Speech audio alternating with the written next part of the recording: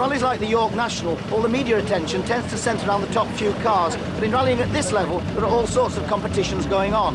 Now, would you believe that 1/3 of the 120-strong entry are cars of one make? Now, their drivers accept the fact that they're not going to hit the headlines just yet, but there's no doubt that the biggest battle of the rally is back there among the Peugeots. Single-make competitions are now very much a feature of rallying. Vauxhall, Fiat, Lada and Skoda have all organised championships in recent years, though it was Ford who first thought of the idea with their Mexico Championship back in the 70s. 3 years ago, Peugeot entered the field with a competition for Group N showroom standard GTIs. The 1.6 and 1.9 litre engine cars run in different classes, but they all run on the same tyres. Like all one-make affairs, the basic idea is that the cars should be as similar as possible. That way, driver ability wins, not out-and-out power. Right and left, watch the right-hander. Okay. The entrants will compete in 13 events at home and abroad this year. Here on the York National, it was 50 miles of fast forest, and one of the hopefuls was learning an early lesson. The first 2 stages we were all right, and then on the 3rd stage we cut in a corner. There was a log pile on the inside, so I went out wide and clipped one on the outside.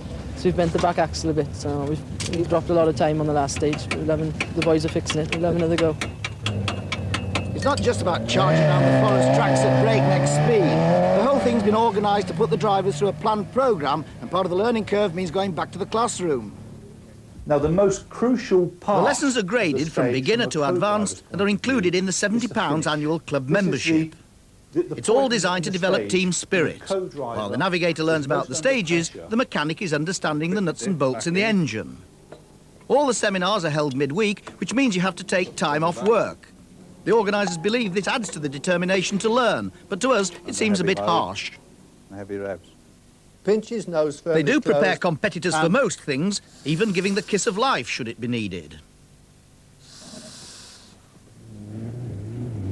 Most importantly, though, it gives the drivers the opportunity to improve their skills and to be able to sit alongside some of Britain's best, like Russell Brooks. So if the corner tightens up unexpectedly, you can actually, on the brake, left foot on the brake, make the tail slide and slow the car down at the same time safely. But what does ex-club member and now Works driver Paul Franklin think is the main weakness of the up-and-coming stars? There's one big fault that everybody seems to have, and that's everybody wants to go flying to the corners far too fast. They don't think about coming out of the corner, they just want to get into the corner very quickly. And all I'm trying to do is to slow them down a little bit, so as they're going a little bit slow, but they come out of the corner a lot faster, and that's the way to go. Perhaps the leading lady driver Barbara Armstrong was taking the advice a little too literally on the York National. But she is earmarked as a future star and was one of a group supported by the challenge to go to an ice driving school in Norway. 8 of us went out there and we all took our own cars out, and there was 3 different sections we had. We had ice training on a frozen lake, and then we had a rallycross circuit which was snow and ice, and then we had a forest section as well. It was about 2 miles of forestry. I learned to go, if I want to go fast I must go slow first and get my lines right, neat and tidy. But I really enjoyed it. It was absolutely a brilliant experience. Halfway through the day in Yorkshire, and there looked to be no holding 20-year-old Richard Burns, who was well ahead of his rivals. The battle for second place was hotly contested. Initially, Steve Bennett was up there, but it wasn't going to be his day. After Bennett rolled his car in Langdale, the Cumbrian driver Steve Eggleston took up the chase. Welshman Einan Price had the added pressure of a Top Gear camera on board. Keep it neat, hairpin right.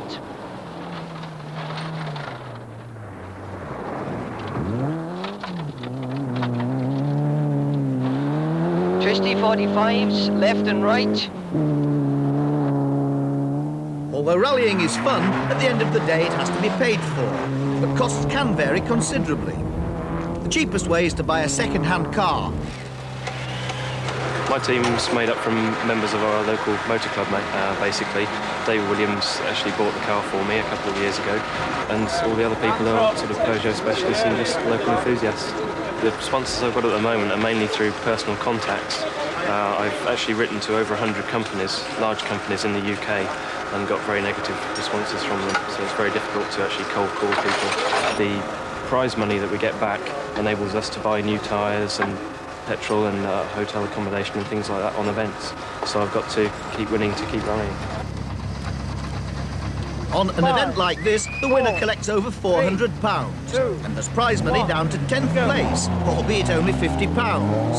And at the end of the season, the overall championship winner collects another £1,000, with special prize money for the co-drivers and mechanics. Last year, Richard Burns picked up nearly £6,500. And today, he was going to be in the money again. He cruised home in 16th position overall in the York National, and in the Peugeot Challenge, a full minute and a quarter ahead of Steve Eggleston, who now moves up into second place in the overall competition. Up at the top, Steve Bannister in his trusty Escort won the York National for the 4th time, despite this little performance. But it's interesting to think that if it hadn't been for those little Peugeots in the lower places, the event might not have taken place, and certainly would not have been the success it was.